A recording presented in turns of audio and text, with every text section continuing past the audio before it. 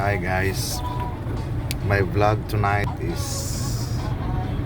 regarding the train due to the traffic standby. Have train for preparing to loading container ship 20 or 40 going from Dammam to Riyadh, any place of Middle East. Traffic.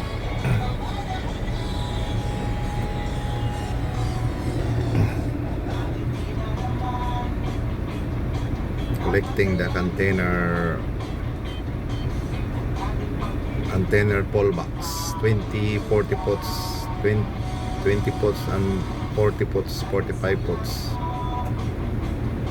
It's my vlog today, ka-vlogger kong Bisaya.